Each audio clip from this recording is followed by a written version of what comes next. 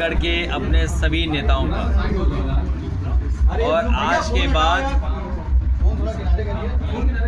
ये जो स्थान बना है पीडीए भवन के नाम से जाना जाएगा, जहाँ कई बार हमारे छोटे पार्टी कार्यालय में बहुत लोग नहीं आ पाते थे। इसीलिए ये बड़ी जगह बना करके, जिसमें हम लोग कार्यकर्ताओं के साथ बैठक, अपने सभी विधानसभा के नेता समय समय पर अपने क्षेत्र के कार्यकर्ता जनता की सुनवाई करते रहेंगे। जहां आजमगढ़ ने 10 विधानसभाएं 2 लोकसभा जिताई हैं, नेताजी को, धर्मेंद्र को, और उन्हें बहुत कम समय के लिए मौका दिया यहाँ सेवा करने का। हम आजमगढ़ की जनता को और खासकर पूर्वांचल की जनता को भरोसा दिलाना चाहते हैं, जो विकास की गति समाजवादी सरकार में शुरू हुई थी, उस विकास के रास्ते को और आगे ले जाने का काम करेंगे। ये एक्सप्रेसवे का बनना, इसका अलाइनमेंट, इसकी टेक्निकल डिज़ाइन, फाइनेंशियल बिड या जितने भी एक्सप्रेसवे के मानक होते हैं, उस मानक के तहत और देश की सबसे प्रतिष्ठित जो कंपनियां थीं, उन कंपनियों को टेंडर देकर के केवल इस उम्मीद और इस भरोसे के साथ कि 17 में सरकार समाजवादी पार्टी की बनी गई थी, सरकार में LOI नहीं इशू हुआ था, हालांकि इलेक्शन कमीशन से परमिशन भी मिल गई थी, और LOI इशू नहीं हुआ था और परिस्थितियां बदल गई, सरकार नहीं बनी।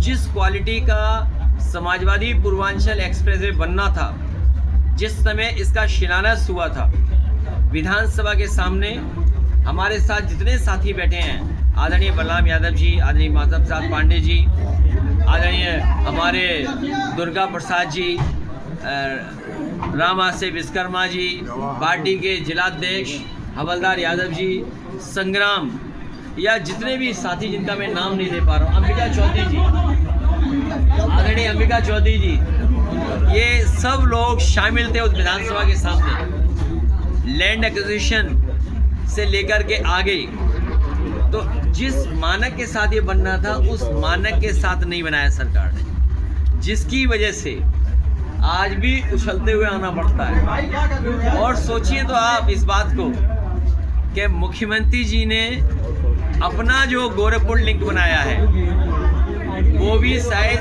6 लेन का नहीं बनाया, और बनते बनते जो पहले बन जाना चाहिए था, शायद इतना महंगा कोई एक्सप्रेसवे नहीं बना होगा, जो उंगली दूसरों पे उठाते थे। अभी जो उद्घाटन हुआ है 90 किलोमीटर का लगभग, वो 7,000 करोड़ से ऊपर का बना है। क्या आप कल्पना कर सकते हो? और वो भी 4 लेन।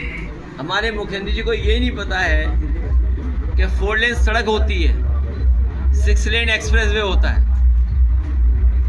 और जो सुविधाएं यहाँ दी गई थी, एक मेडिकल कॉलेज PGI के बराबर, उसके एक्ट के तहत डॉक्टर्स का अपॉइंटमेंट, या और जो कर्मचारी होते हैं उनका अपॉइंटमेंट, सुनने में आया है कि पुराने कर्मचारियों को हटा करके नए कर्मचारियों को शामिल कर रहे हैं। ये आउटसोर्स की व्यवस्था ये इसलिए लागू की है बीजेपी, कि अपने लोगों को खुश कर सके, अपने लोगों की कंपनियों को काम दे सके। समाजवादी सरकार बनने पर फेस वाइज इस आउटसोर्स व्यवस्था को हमेशा के लिए ख़त्म किया जाएगा।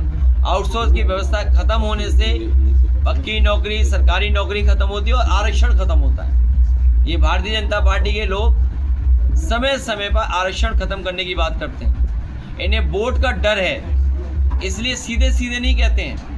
इसीलिए समाजवाद या सेकुलरिज्म के बहाने पीछे से ये साजिश रचते हैं। समाजवादी व्यवस्था, जहां हमें संविधान बाबा साहब भीमराव अम्बेडकर जी सामाजिक न्याय के लिए आरक्षण और आर्थिक गैरबराबरी को दूर करने के लिए सोशलिज्म, दोनों तरह की आर्थिक और सामाजिक गैरबराबरी को दूर करने के लिए जो समाजवादी व्यवस्था लागू की है उसके खिलाफ ये लोग हैं। इसीलिए समय समय पर ये सोशलिज्म के खिलाफ बोलते हैं, जो नवाजवादी बोलते हैं, जो डी कंपनी बोलते हैं। सच्चाई तो ये है, नवाजवादी लोग बोलने वाले जब उनकी पार्टी की स्थापना हुई थी तो लगता ये है कि उनकी फंडिंग किसी और ने की थी, जिसकी वजह से आज भी उन्हें नवाजवादी याद है। ये रिसर्च का विषय है। मुझे उम्मीद है कि आप रिसर्च कर करके सच्चाई बताएंगे, और जब सच्चाई सामने आएगी तो आप पाएंगे कि कभी इन्होंने अपने स्थापना के समय पर अपने कार्यक्रमों को सहयोग करने के लिए कुछ ऐसी लोगों का साथ लिया था, वो अभी तक नहीं भूल पा रहे हैं।